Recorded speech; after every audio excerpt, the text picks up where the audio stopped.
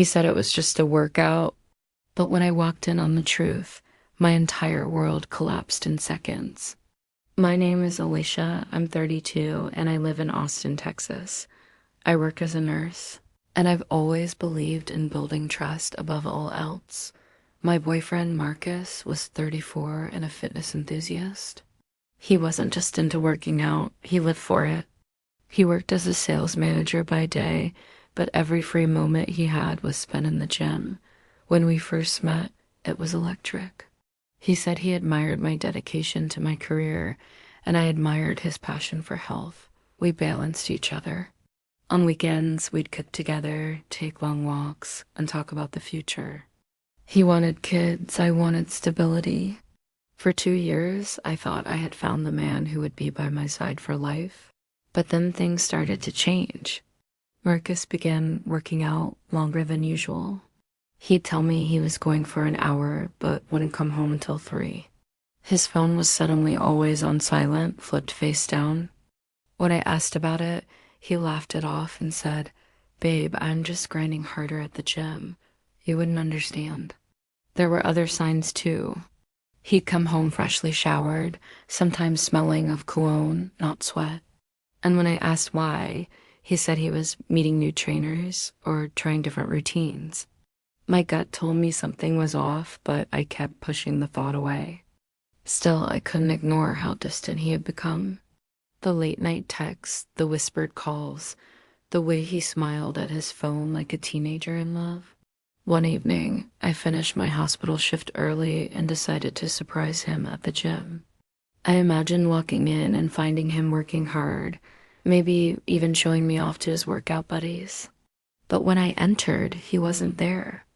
Confused, I asked one of the staff. They looked at me strangely and said, "Marcus, he hasn't been in today." My chest tightened. I drove straight to his friend's apartment, where he sometimes claimed he was crashing after a workout. No car. Then I noticed his location on the shared app we still had from a road trip months back. It pinged at a hotel downtown. My hands trembled as I drove there. I walked down the hall, my heart pounding in my throat. When I opened the door, the world froze. Marcus wasn't training. He was in bed with his so-called trainer, a woman I'd met once before when he introduced her as just a friend from the gym. The look on his face when he saw me, shock, guilt, panic. My vision blurred with tears, but my voice came out cold. "So this is the workout you couldn't tell me about." I didn't scream. I didn't beg. I just turned around, walked out, and never looked back. But my revenge wasn't silence, it was success.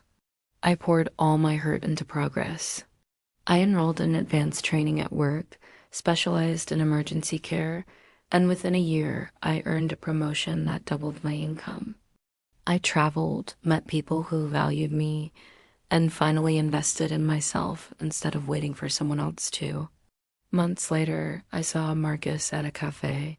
His life had unraveled. The trainer left him, he looked drained, and when he saw me dressed sharply, laughing with colleagues, his eyes dropped to the floor. I didn't need to say a word.